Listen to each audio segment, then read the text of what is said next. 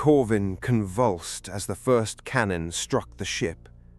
Adrian was beside him when it happened, one hand braced on the edge of the berth, the other still holding the damp cloth he had been using to cool Corvin's throat.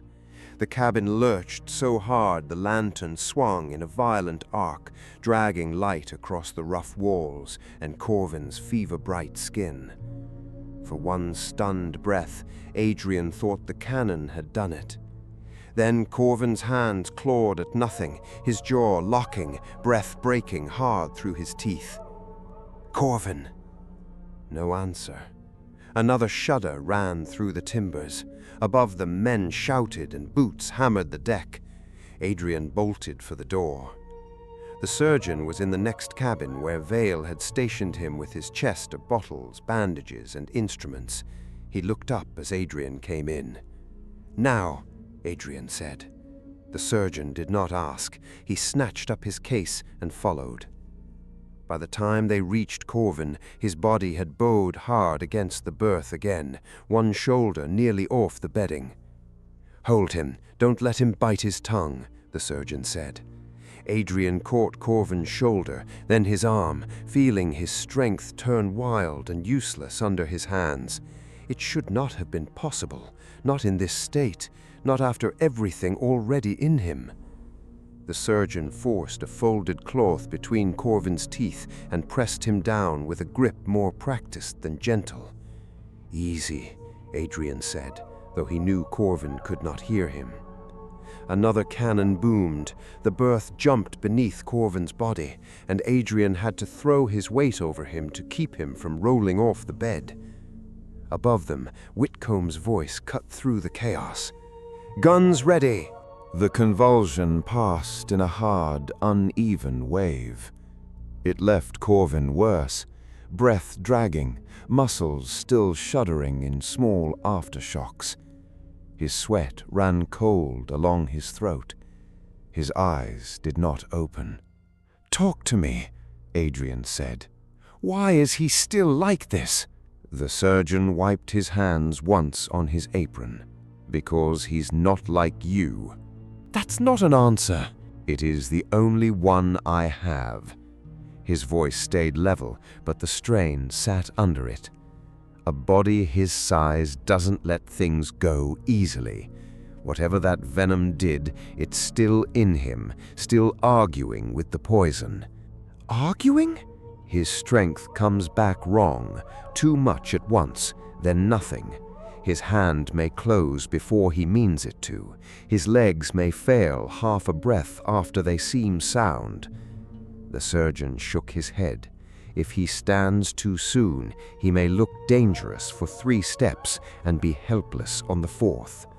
"Poison," Adrian said, "or cure, or neither. One may have broken the other without killing it." The surgeon looked at Corvin with open helplessness now. "I have no notes for this, no record. No man alive has studied that venom." The hull groaned as something heavy struck it again, closer now. Adrian looked at Corvin. The worst of it was not the fever, or the shaking, or even the bloodless look of him. It was the delay. Corvin's body answered too late, as if some cruel hand had slipped between will and muscle. Corvin's fingers twitched against the bedding, closing slowly around nothing. Adrian watched the hand finish a command Corvin had given seconds ago. That frightened him more than the convulsion. Too still for a man who fought everything, too quiet. If they found him like this, he would become leverage before he could even open his eyes. Adrian moved.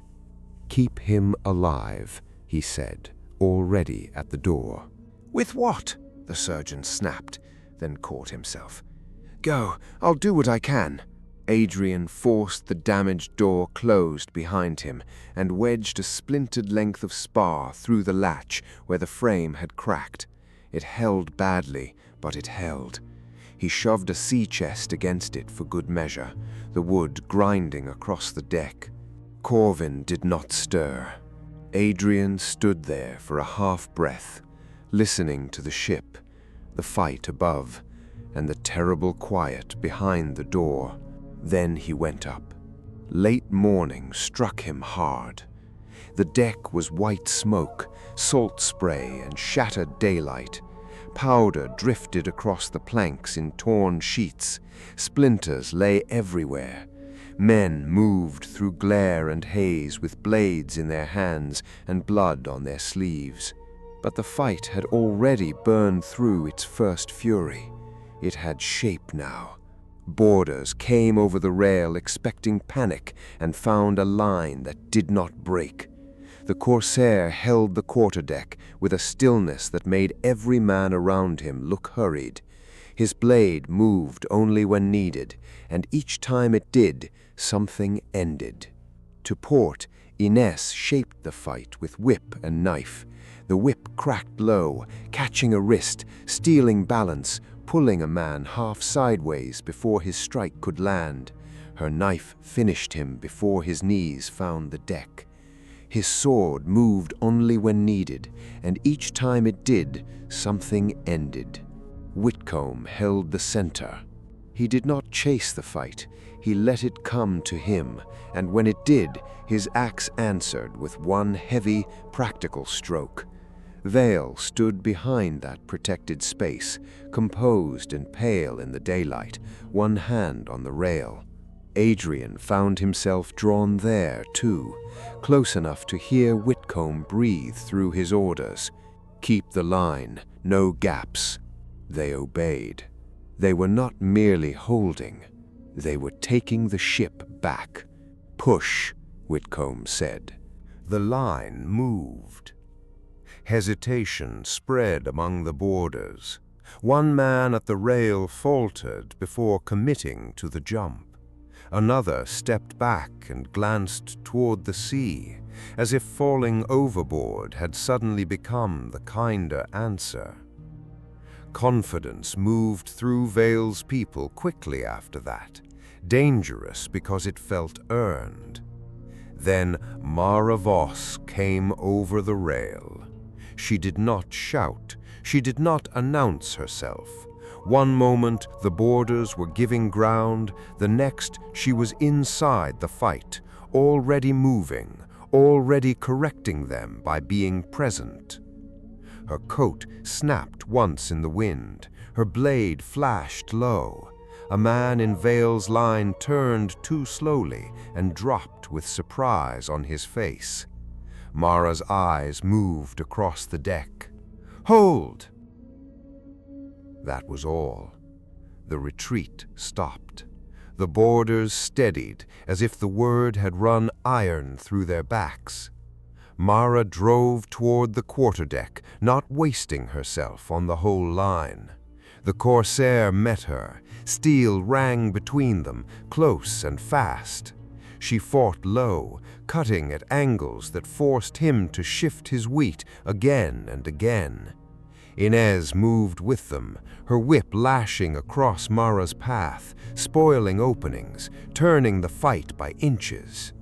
They did not defeat Mara, they contained her. For the moment, that was enough. But the word did more than stop the retreat. It opened a path. 4 men came through the steadied boarders, and the line that had been advancing a breath ago buckled around them. One of Whitcombe's sailors rushed the largest first, cutlass high. The big man took the cut across the chest and kept coming. His maul struck the sailor's guard, broke it, and drove him to the deck. The sailor was down, beaten, no longer a threat. Kett hit him again anyway. He was too broad for the deck, coat split at the seams, as if ships had never been built for men like him. The second blow made the men nearest him flinch. Another crewman tried to flank him and went down before he understood why. A hooked chain had found his ankle. The pull was soft, almost careless, but it dragged him off his feet hard enough to smash his face against the boards. He tried to crawl back. Latch let him get half a yard. Then he tightened the chain and dragged him screaming back through the blood. A third sailor raised his pistol. Brine was already inside the shot, laughing as if the terror pleased him. A polished belaying pin cracked across the sailor's jaw. The pistol fired wild. Before the man had finished falling, Brine caught him by the collar and drove a curved knife under his ribs, close enough to watch his face change. Behind them, Grint had not advanced at all. He stood with a double-barreled pistol braced along his forearm, choosing pieces of men instead of men whole. He shot a wrist first, not because it was necessary, but because the man had reached for a fallen friend. The next shot took a knee from a sailor trying to stand.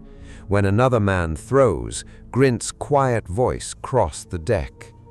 Cold, flat. Run. The sailor did. Grint fired into his throat before he had taken 3 steps. Adrian heard someone near Whitcombe breathe, "The sea devils." Another man crossed himself. "I saw their broadsheets in London," the sailor whispered. "Kett, Latch, Brine, Grint." Whitcombe's jaw tightened. Now he saw them too. Kett lifted his blackened maul from the broken sailor. Latch's chain slid back to his hand with a soft metal pull. Brine laughed and wiped his knife on the dying man's coat. Grint lowered his pistol. They had finished playing, and then Grint said, very quietly, "Center."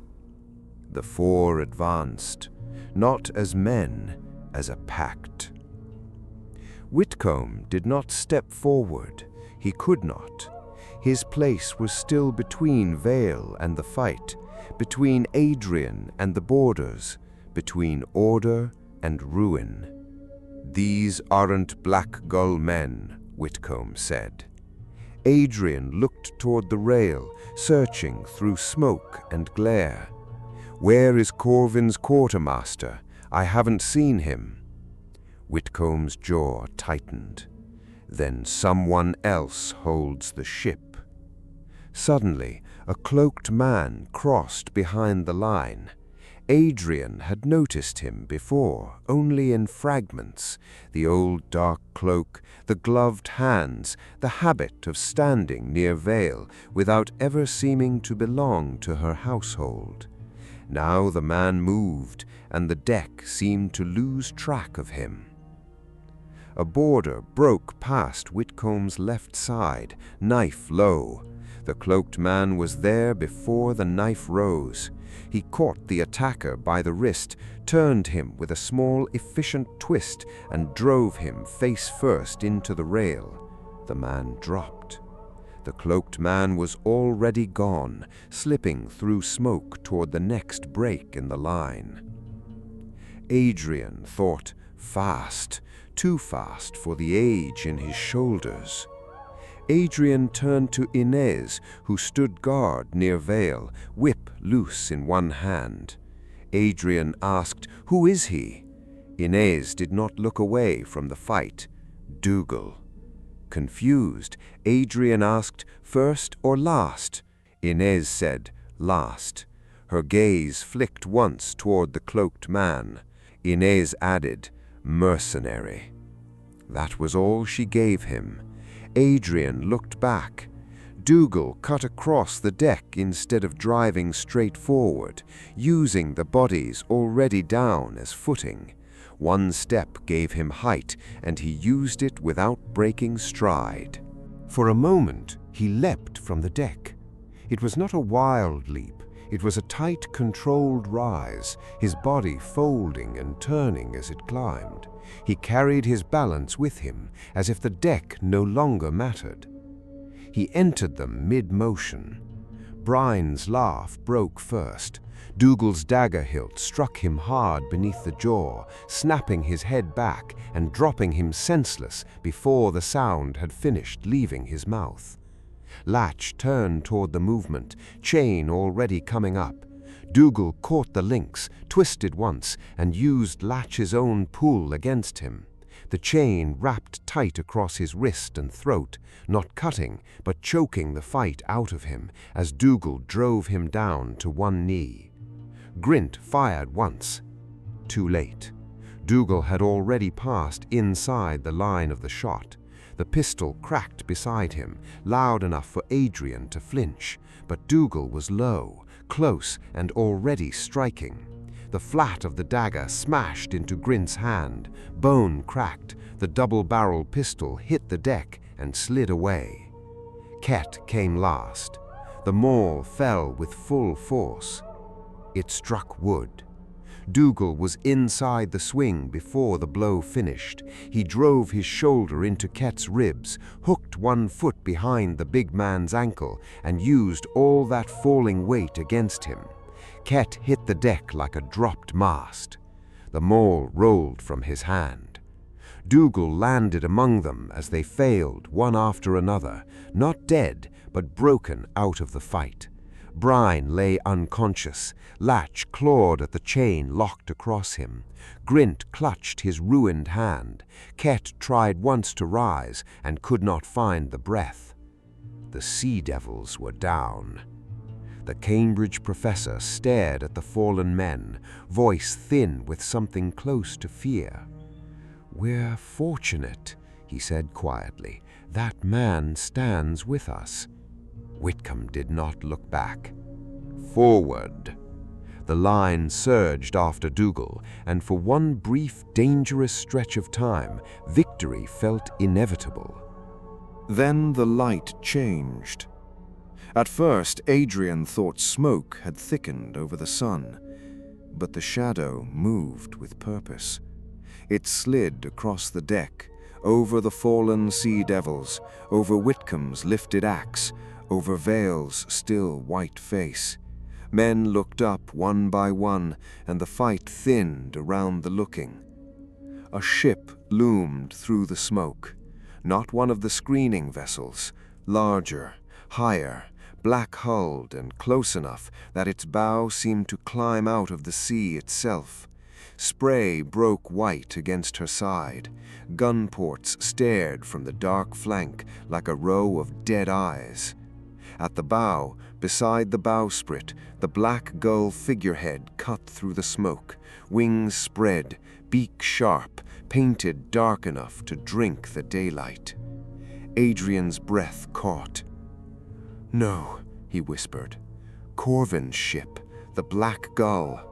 But Corvin was below, locked in a cabin and fighting for breath, which meant someone else had brought her here. Ropes snapped across the gap, grapnels bit, wood groaned as the great ship drew close enough to make Vale's flagship feel suddenly smaller. High on the Black Gull's forward rail, a man stepped into view. Not dressed like a pirate, a naval captain's dark uniform cut him into authority. Severe coat, polished buttons, high collar, gloves, black boots, a cane hooked at his side. Smoke moved behind him. He stood above the battle as if he had arrived to inspect an error. Then he took the rope. For one heartbeat, he hung there against the pale smoke and black sails. Then he swung. The rope carried him across the gap in a long, controlled arc, not wild, not desperate, exact. His coat snapped once in the wind. Men ducked beneath him.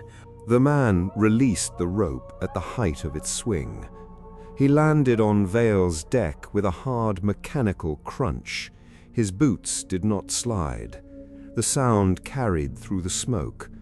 The man straightened slowly, one gloved hand settling on his cane as if the landing had been no more than stepping down from a carriage. The deck hesitated. Not because everyone knew him, because the Black Gull stood behind him like proof. He looked at the fallen sea devils, then at Dougal, then at the line that had begun to believe in victory. His mouth moved faintly. "Impressive," he said. Dougal went for him. That was when the deck revealed the real trap. The man stood near the rail, cane loose in one hand, watching the deck as if the outcome had already been decided. He had not entered the fight. He had not needed to. Smoke and daylight slid across the boards before him, catching a faint dark sheen Adrian had not noticed until that instant. Dougal went for him. Inês saw it, even through her fight with Mara. "Don't," she said. He didn't slow. Dougal drove straight toward the man, fast enough that the space between them seemed to collapse. Adrian saw the sheen on the deck an instant before Dougal reached it. Too smooth, too even, not water. "Dougal!" Too late. His foot struck it. His momentum turned on him. The motion that had carried him through 4 killers broke apart beneath him. His footing vanished. The attack collapsed into a slide he could not correct. For the first time, Dougal looked human. The man stepped forward. There was no urgency in it, no adjustment, no sign that he had ever been in danger. He simply allowed Dougal's momentum to arrive, caught him by the back of the head, and drove him into the mast. The sound cut through everything. A long pause. Dougal dropped and did not move again. Inês made a sharp, involuntary sound, then stopped herself. Even Mara Voss paused. The deck felt it. Not only the impact, the change. Vale's voice cut through the smoke. "Crowmere!" He looked at her then, not surprised, pleased to have been named by the one person aboard who understood what the name cost. Crowmere looked down at Dougal, as if confirming a detail that no longer required thought. "Dougal," Crowmere repeated, the word sounding like an insult. "Speed is a magnificent variable, but speed is useless when surface friction approaches 0. He took a deliberate, heavy step forward. His specialized soles bit into the slicked wood with a distinct mechanical crunch. "My own design," Crowmere continued, looking at Vale now. "It evaporates within the hour, leaving no trace but the bodies it helped create." Men shifted. Vale did not. She stood behind Whitcombe's line with one hand on the rail, calm as if the deck had not changed beneath all of them. Crowmere studied her. "I had hoped you would come yourself, Lady Vale."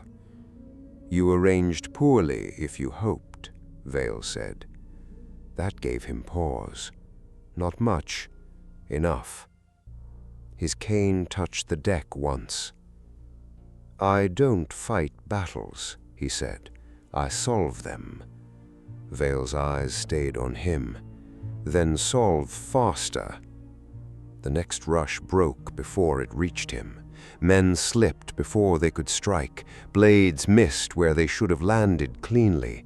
Balance failed in ways no training could correct. The rhythm of the fight collapsed under them. The Corsair adjusted his stance, testing the ground instead of pressing forward. Inês stepped back half a pace, her eyes still cutting once toward the place where Dougal lay. Whitcombe held his position, but the advance was gone. They were still stronger, still faster, still better. It no longer mattered. Adrian understood it then. This was not a man you overpowered. This was not even a man you outmaneuvered in the ordinary way. Vale controlled people. She knew how to turn fear, love, shame, and need into rope. Crowmere did not need rope. He controlled conditions. Adrian looked down at the deck again, at the thin, dark sheen that had undone a man who should not have been undone, and then back at the figure who had placed it there. The fight was still happening, steel still rang, men still shouted, the Corsair still held, Whitcombe still stood. But the truth had shifted under all of them. The enemy had changed. Inês knelt, checked Dougal's throat, and stood again. He's dead. The word went through Vale's line harder than cannon. Crowmere looked at Vale, cold, calm. Your strongest guard is dead, Lady Vale. Let us not spend the rest proving the deck remains mine. Vale's hand stayed on the rail. Around her, command held together by threads. Whitcombe still had his axe. The Corsair still held both nimches. Inês could still kill the first man who came too near. Perhaps the second. Perhaps the third if God had lost interest. But no one advanced. Crowmere had broken the idea of advance. That was the true wound. Vale looked at Dougal at last. For one instant, calculation failed her. Only one. Then it returned, controlled, quiet. "Captain Whitcombe," she said. Whitcombe did not turn. "My lady." "Hold." The word was quieter than an order should have been. It still travelled. Whitcombe looked at Dougal's body, then at Crowmere, then at the sailors he still had breathing. "Hold," he said. That did what Vale's voice could not do alone. The line obeyed. Crowmere watched the obedience with mild interest. Better. Maravos stepped from the smoke, sword lowered but not sheathed. Behind her, the sea devils gathered themselves in ugly degrees. Kett stood huge and breathing through his teeth. Latch drew his hooked chain back into his hand. Brine smiled through blood. Grint held his pistol low, eyes empty and amused. Crowmere looked at Vale. "Disarm them." His borders moved. Whitcombe's axe lifted half an inch. Crowmere's cane touched the deck once. "Do not make me solve the same problem twice." Vale said, "Captain Whitcombe." Whitcombe's face was rigid. "If we disarm, he owns the ship." "He owns the ship already," Vale said. That hurt because it was true. Whitcombe turned his axe and gave it handle first to one of his own men, not Crowmere's. "Down, blades," he said. Steel touched deck. One sword, then another, a pistol, a hanger, a boarding axe. Men gave up weapons as if giving up pieces of their hands. Inês did not drop her whip until Vale looked at her. Then she let it fall. The Corsair was last. He held both nimches a heartbeat longer. "A different calculation?" Crowmere studied him. "Loyalty, pride, professional limit." Vale said, "Stand down." The Corsair reversed both blades and laid them on the deck. Crowmere's mouth moved faintly. Hierarchy still functioning after structural failure. Remarkable. Adrian hated him for making surrender sound like an experiment. Crowmere's men came in. Weapons were kicked aside. Hands were tied. Men were shoved into groups by danger, rank, and usefulness. Vale was not bound. Crowmere was too careful for that insult, or too cruel. He wanted her authority visible when he cut around it. Whitcombe was bound. So was the Corsair. Inês permitted two men to tie her hands. The third reached toward her hair and hit the deck with a broken nose before the rope had finished tightening. Crowmere looked down at him. "Learn from that." The man nodded through blood. Adrian stood near Vale, still unbound, though two borders had closed around him. That frightened him more than rope would have. Rope meant someone had decided what he was. Space meant they were still thinking. Crowmere turned to Vale. "Lady Sebastienne Vale," he said, "the Crown's right hand." Vale's expression did not move. "Captain Crowmere, how far from court we find one another. The sea is large, and yet—" His cane tipped once to the bloodied deck, the bound men, the scattered weapons, Dougal's body. "Here you are." Vale said nothing. Crowmere looked around as if he had entered a room and found the furniture lying. Soldiers, scholars, foreign blades, a naval captain without colors flying high enough to matter, dead water at your back, and no harbor worth claiming on any honest chart. His eyes returned to Vale. "What is the Crown's right hand doing in the middle of nowhere? My business is none of yours." Crowmere paused. Then he said, "Good." The wrong answer to feel like approval. His gaze moved past her and stopped on Adrian. White hair damp with salt and smoke, pale skin too bright for the gray daylight, a face too beautiful for the deck and too watchful for innocence. Crowmere considered him for a measured second. White hair, pale skin, face too fine for the deck. You must be the Harrow boy. "I'm not a boy," Adrian snapped. Crowmere studied him. "No," he said, "you are not." That answer unsettled Adrian more than mockery would have. Crowmere's eyes moved once from Adrian to Vale. Vale's reaction was tiny, almost nothing. Crowmere caught it. "There," he said softly, "useful." Then he looked toward Grint. "Prosecute." Grint smiled. It was the first warm expression Adrian had seen from him, and that made it worse. "With pleasure," Grint said.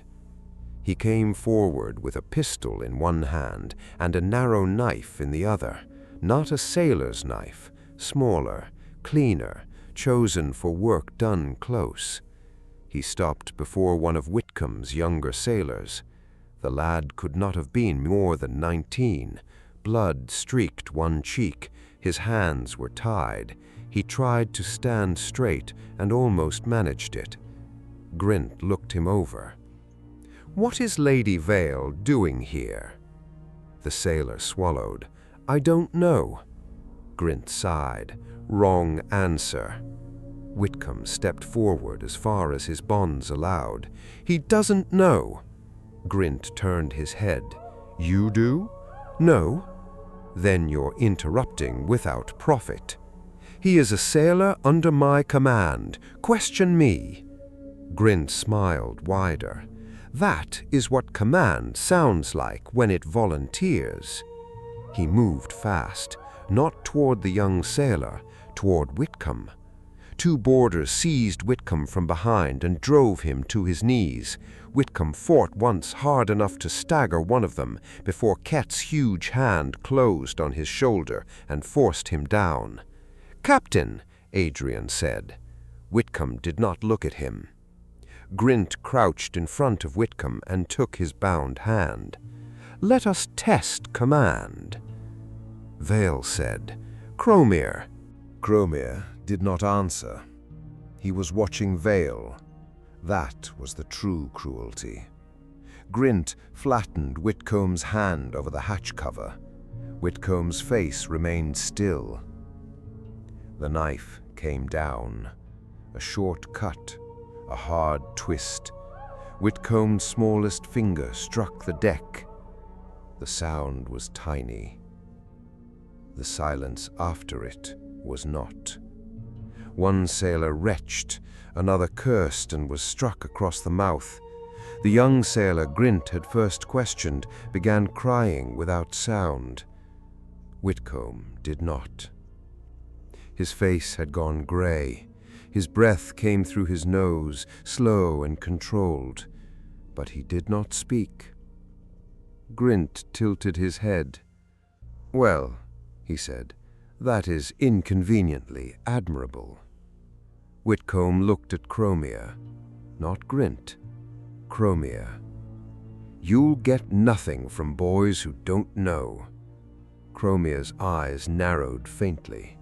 Not angry. Interested. Grint wiped the knife on Whitcombe's sleeve and stood. "Then we need someone who does." His gaze moved down the line. The Cambridge professor tried to make himself smaller. It was a terrible mistake. Grint saw it at once. So did Adrian. The professor's face had gone damp and yellowish. His eyes kept jumping from Whitcombe's severed finger to Grint's knife, then to Vale, then away. His mouth opened and closed around little pieces of breath. Grint turned toward him with delight. "There!" The professor shook his head. No, I have a scholar. I am not military. I am attached only in an advisory capacity." "Lovely," Grint said. "Then advise." "I know nothing operational." Grint moved closer. The professor backed into the sailor behind him. The sailor, already shaking, tried to shift away. The professor grabbed the sailor by the sleeve and pulled him between himself and Grint. Adrian stared. The sailor looked back at him, horrified. "Don't," the sailor whispered. The professor did not hear. "I am a civilian," he said. "Ask the officers. Ask Lady Vale. Ask Lord Harrow. He knows the book." Vale's eyes sharpened. "Professor," she said. Fear had already opened him. Grint shoved the sailor aside and caught the professor by the collar. The professor screamed before the knife touched him. Please, I am useful. I am more useful uninjured." "That is for the court to decide," Grint said. He kicked the professor's knees out and drove him face first onto the deck. The professor tried to tuck his hands beneath his chest. Grint caught one wrist and dragged the arm out straight. No, wait! Grint flattened the professor's palm against the boards. The professor thrashed. Kett set one boot lightly between his shoulders. The professor stopped moving. Grint tapped the knife against each finger in turn. "Eenie," he said. Tap. "Meenie." Tap. "Miney." Tap. "Mo." The professor sobbed. Adrian felt the sound crawl under his skin. Grint smiled down at him. "Where does the cleverness live, Professor? This finger or this one?" The knife point rested over the first knuckle. The professor broke. Siren Landing. The name tore out of him. Everything stopped, even Grint's knife. The professor gulped air. "It is Siren Landing. That is what she wants. That is why we came. The ash, the blood moon, the Harrow book, the missing pages. God help me, that is all I know." Vale's face went still in a way Adrian had come to fear. The professor kept talking because silence now meant facing what he had done. "The boy knows the rest." Adrian went cold. The professor twisted enough to point with his free hand, shaking violently. "Harrow, he knows the missing lines. He knows the book by heart. He summoned the wisp. He knows. Ask him." Adrian looked at him, not with anger. Anger was too small. The professor stared back with the naked pleading of a man trying to crawl out of his own cowardice by pushing another body into the hole. "Please," he whispered. "Please, I told you." Grint looked to Crowmere. Crowmere did not look surprised. That was the worst part. He looked confirmed. "Siren Landing," Crowmere said. The name crossed the deck again. quieter this time and heavier. Vale's gaze stayed on the professor. "You have no idea what you have just done," she said softly. The professor began to shake harder. Crowmere's cane touched the deck once. Enough. Grint lifted the knife away from the professor's palm. The professor sagged with a sob. Crowmere looked over the prisoners. "No more life wasted, for now," he said. Whitcombe was still on his knees, one hand clutched against his coat, blood dark between his fingers. He had not made a sound, not one. The young sailor beside him was crying openly now. Whitcombe looked at him. "Breathe," he said. The sailor tried. Adrian could not look away from Whitcombe's missing finger. Crowmere could. He had already moved on. "Siren Landing," Crowmere said again. "A harbor that refuses charts. A treasury built from wrecks no court ever admitted losing.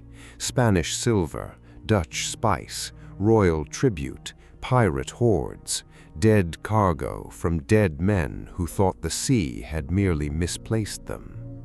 Vale's eyes narrowed. Crowmere looked at her. "Yes," he said, "I have heard the songs too."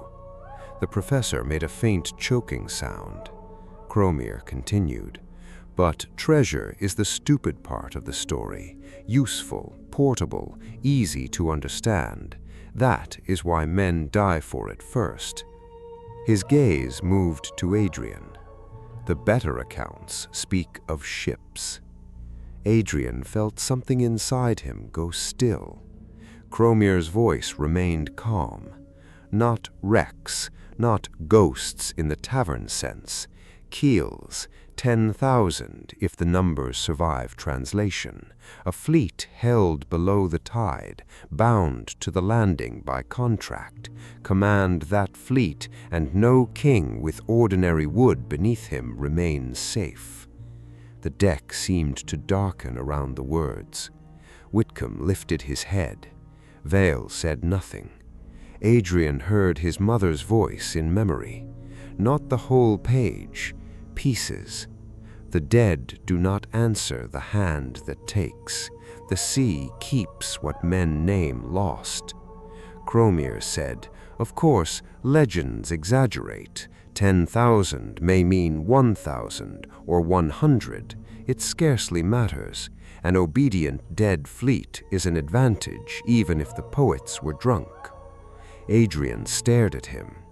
That was wrong. Not the facts, the shape. Crowmere knew enough to be dangerous, enough to kill for, enough to reach the door. But he was hearing the story as machinery, command, contract, fleet, advantage. Adrian heard the missing words under it: debt, answer, name, return. Crowmere was not explaining the secret. He was standing beside it with a knife and calling it a lock. Crowmere's cane tapped once more. "Secure the ash, secure the helm, put the scholars together, keep Lady Vale where she can be seen." Crowmere's gaze moved over the prisoners and stopped on Adrian. "Lord Harrow stays where I can see him." One of Crowmere's men glanced toward the rail. "And the island boats?" Crowmere did not look at him. They came back with what mattered. Adrian went still. Not only the ash, not only the feather Vale had bled for. The answer. Crowmere had known there was something to wait for. He had not struck at the reef. He had not tried the false mouths. He had not spent his own ships against black water, hidden teeth, and singing stone.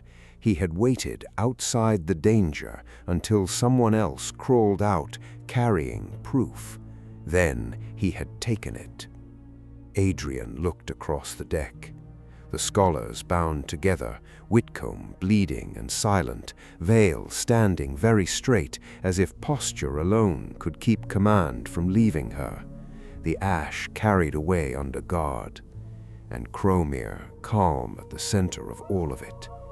He had asked Vale what the Crown's right hand was doing in the middle of nowhere, as if the question amused him.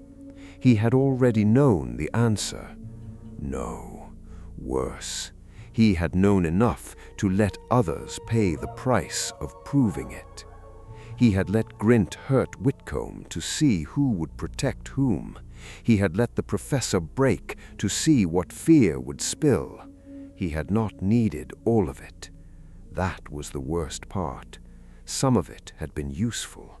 Some of it had been a game. Crowmere looked at Adrian then, as if he had heard the thought form. For 1 second, Adrian saw the danger clearly. Vale spent people like coin and called it history. Crowmere spent them to learn where they cracked. The sail snapped once above them in the changing wind. The ship answered, not to Whitcombe, not to Vale, not to Corvin below, to Crowmere. And Adrian understood that they had not been captured by a man who wanted treasure. They had been captured by a man who had waited outside the monster's mouth until someone else crawled out carrying its heart. A man who did not need to survive the cursed shore. Only the people who had.